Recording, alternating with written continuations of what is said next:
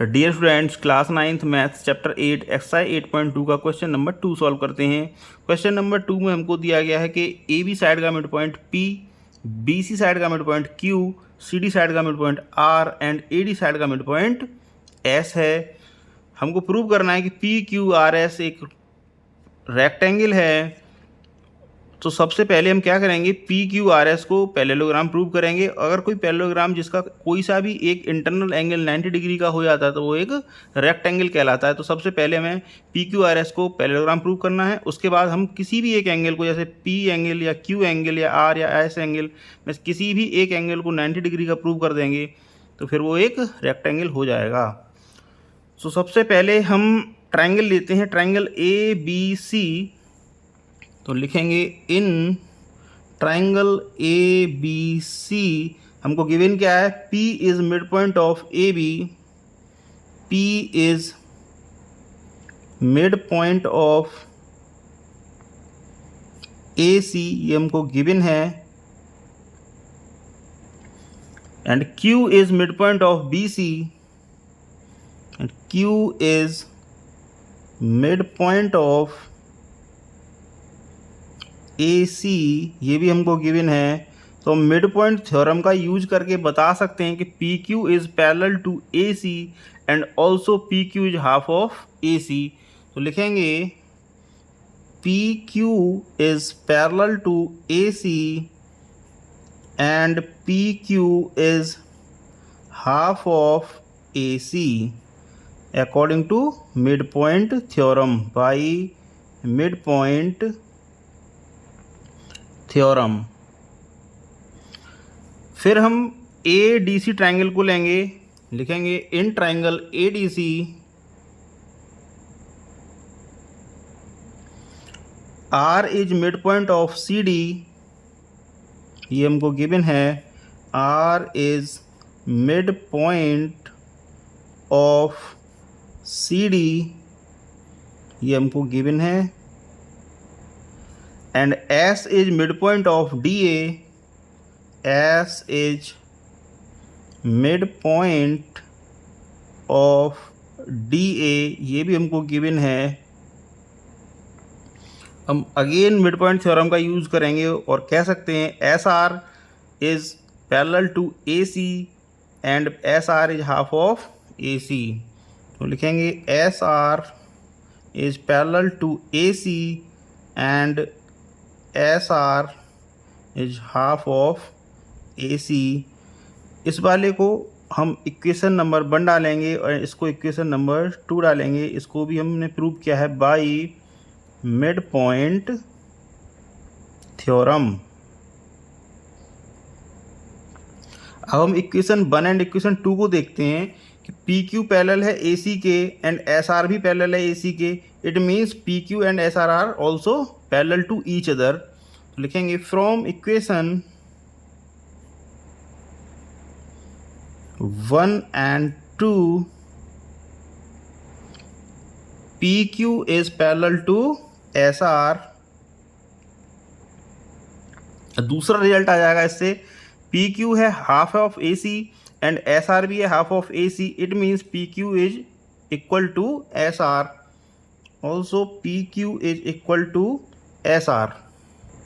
अब हम देखते हैं PQ and SR। PQ is equal to SR, PQ SR के इक्वल है एंड PQ SR के पैरेलल भी है। It means opposite sides of parallelogram equal भी है एंड पैरेलल भी है। तो हम बोल सकते हैं,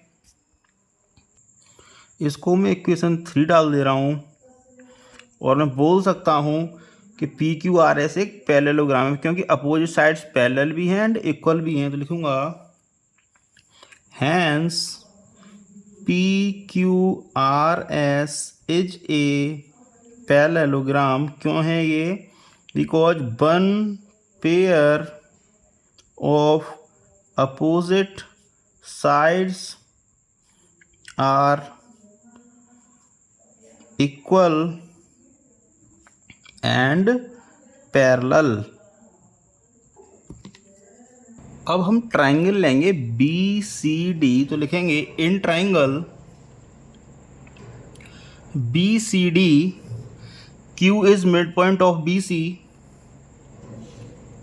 Q is midpoint of BC, ये हमको गिवन है,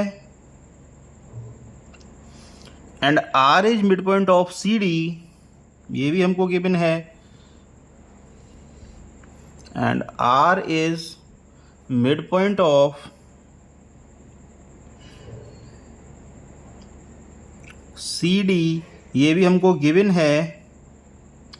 अब हम बोल सकते हैं QR is parallel to BD and QR is also half of BD। लिखेंगे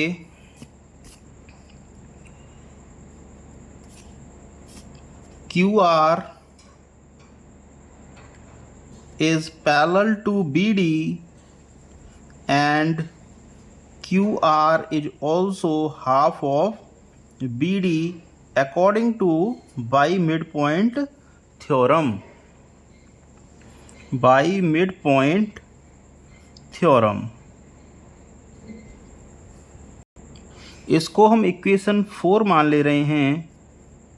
क्वेश्चन को आगे सॉल्व करने के लिए मैंने एक बड़ा फिगर बना लिया है अलग से, जिससे आपको भी आसानी हो जाए और मुझे भी आसानी हो जाएगी।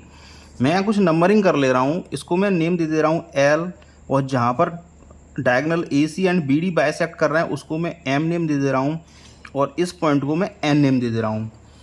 अब आप देखिए, जैसे हम PQ is parallel to AC हम ऑलरेडी प्रूव कर चुके हैं। अगर PQ AC के पैरेलल है, इट मीन्स इस छोटे वाले फिगर में देखिए LQ MN के पैरेलल हो जाएगा, एंड अभी हमने QR पैरेलल किया है BD के, तो इस रिजल्ट से QN पैरेलल हो जाएगा LM के। तो लिख सकते हैं it implies that QN is parallel to LM because QR is parallel to BD। इसको मैं इक्वेशन 5 मान ले रहा हूँ, और हमने पहले ही प्रूव कर चुके हैं कि PQ is parallel to AC, it means LQ will also be parallel to MN। लिखेंगे LQ is parallel to MN because PQ is parallel to AC। इसको मैं इक्वेशन 6 मान ले रहा हूँ। अब इस फिगर में देखिए आप LQNM में आप देखेंगे कि LQ MN के पैरेलल है एंड QN LM के पैरेलल है, मीन्स अपोजिट साइड्स पैरेलल हैं, इट मीन्स ये पैरेललोग्राम है। तो लिखेंगे from equation 5 and 6 LQNM is a parallelogram. LQNM, इसको हमने पैरेललोग्राम प्रूव कर दिया। अब देखिए आप BD diagonal and AC diagonal M point पे बाइसेक्ट कर रहे हैं, इट मीन्स M पॉइंट पे बाइसेक्ट कर रहे हैं। क्यों बाइसेक्ट कर रहे हैं? क्योंकि एक प्रॉपर्टी होती है, थ्योरम भी बोल सकते हैं, कि diagonal of rhombus bisect at 90 degree to each other. तो ये बाइसेक्ट भी कर रहे हैं और साथ ही साथ 90 डिग्री पर भी बाइसेक्ट कर रहे हैं। मीन्स ये जो एंगल्स बन रहे हैं ना आपके, ये वाला एंगल एंड M, ये एंगल 90 डिग्री का है। तो हम बोल सकते हैं angle LMN equal to 90 degree, angle LMN equal to 90 degree क्यों है? Diagonal of a rhombus bisect each other at 90 degree या फिर right angle. It means angle LMN हमारा 90 डिग्री हो गया। अब एंगल LMN इक्वल हो जाएगा एंगल LQN के, because opposite angle of parallelogram है। तो लिखेंगे hence angle LMN equal to angle LQN।